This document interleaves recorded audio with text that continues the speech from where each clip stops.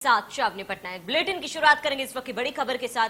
भोपाल से बड़ी और अहम जानकारी पिछड़ा वर्ग कल्याण को लेकर इस वक्त की बड़ी जानकारी बता रहे पिछड़ा वर्ग कल्याण मंत्री रामखेलावन पटेल का ऐलान, परिवार को 27 ओबीसी आरक्षण का नहीं दिलाएंगे लाभ। मैं घोषणा करता हूं, मेरा परिवार नहीं लेगा आरक्षण, बेटियों का परिवार नहीं लेगा ओबीसी आरक्षण का लाभ। सक्षम लोगों से आरक्षण छोड़ने को लेकर कही बात, आरक्षण छोड़ना लोगों का व्यक्तिगत राय। बड़ी जानकारी, बड़ी और अहम जानकारी से आपको रूबरू करा दे।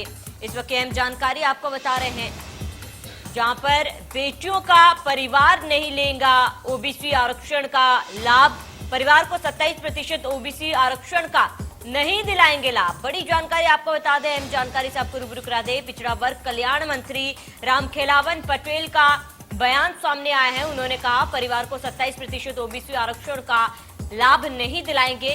वो घोषणा करते हैं कि वो आरक्षण का लाभ नहीं लेंगे। बड़ी जानकारी आपको बता दें, सक्षम लोगों से आरक्षण छोड़ने को भी उन्होंने कहा है और कहा कि आरक्षण छोड़ना लोगों का व्यक्तिगत राय है। बड़ी जानकारी आपको बता दें, बीजेपी नेता कप्तान सिंह सोलंकी ने भी उठाए थे सवाल और नीट में 27% आरक्षण देने पर सवाल उठाए गए थे। तो ये मेरिट को कमतर आंकना, क्वालिटी को कम करना होता है। बड़ी जानकारी आपको बता दें, अहम जानकारी, सक्षम लोगों से आरक्षण छोड़ने को भी पटेल ने कहा है। अहम जानकारी, उन्होंने कहा कि आरक्षण छोड़ना लोगों का व्यक्तिगत राय।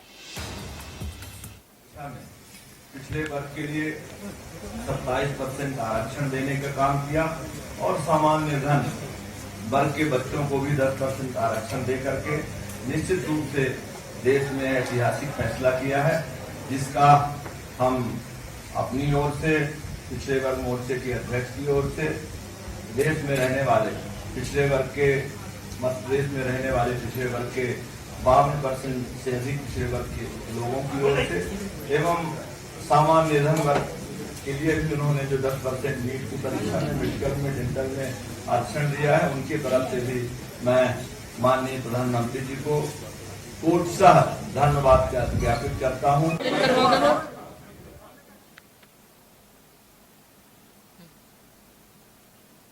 तो बड़ी जानकारी आपको बता दें, जहां पर पटेल ने कहा, पिछड़ा वर्ग कल्याण मंत्री रामखेलावन पटेल ने कहा है कि परिवार को 27% ओबीसी आरक्षण का लाभ नहीं दिलाएंगे और वो घोषणा करते हैं कि वे परिवार का आरक्षण नहीं लेंगे। ज्यादा जानकारी के लिए हमारे रेजिडेंट एडिटर प्रभु पटेरिया हमारे साथ जुड़ चुके हैं। प्रभु जी, कैसे इस बयान को या फिर ये जो घोषणा की गई है पटेल जी द्वारा, कैसे देखा जाए?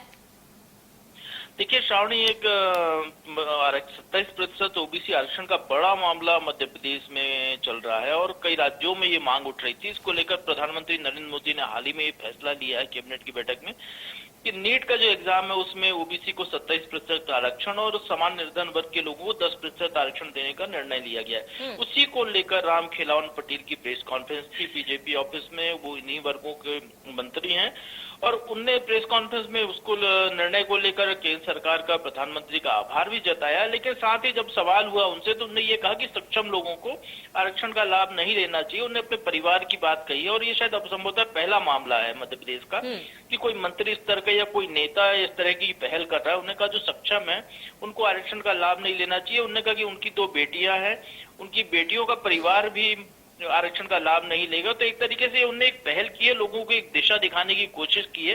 लेकिन साथ ही 27% जो आरक्षण देने का जो निर्णय लिया है उसकी सराहना की है, उसका स्वागत किया है। बिल्कुल प्रभु जी, क्योंकि स्वागत किया है, निहायती तौर पर ये एक बहुत अच्छी पहल है। क्या लगता है कि पटेल जी द्वारा ये जो पहल की गई है, क्या लोगों को समझ में आएगा? क्योंकि बहुत सही बात उन्होंने ये कही है कि सक्षम लोगों को आरक्षण छोड़ना चाहिए, हालांकि ये एक व्यक्तिगत राय है लोगों का। देखिए श्रावणी, इस बारे में मोहन भागवत जो आरएसएस प्रमुख हैं वो भी पहले कह चुके हैं। उसको लेकर बड़ा विवाद हुआ था जब बिहार के इलेक्शन के पहले उन्होंने ये बात कही थी और ये मामला लगातार उठता रहा है। कई बार इस संसद में भी ये चर्चा का विषय बनता है, बाहर भी चर्चा का विषय बनता है। लेकिन ये जो सक्षम लोग हैं, ये जो सक्षम है और जिस तरीके से क्रीमी लेयर का फार्मूला है ओबीसी आरक्षण में, तो वो यदि लागू हो जाता है तो जो वाकई में नीडी है, जो जरूरतमंद है, उन परिवारों को आरक्षण का मिलेगा, उनका उन्नयन होगा, जो इस आरक्षण की जो मंशा है वो पूरी होगी।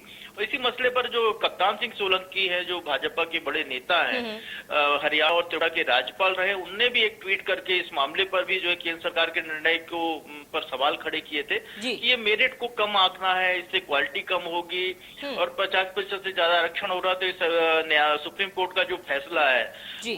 उसका भी उल्लंघन होता है। तो एक तरीके से ये कहें कि जो केंद्र सरकार ने निर्णय लिया उसके खिलाफ आवाज मध्य प्रदेश से उठनी शुरू हो गई। अब देखना है कि इसका असर कितना होता है, लोग कितने इनकी बात को मानते हैं।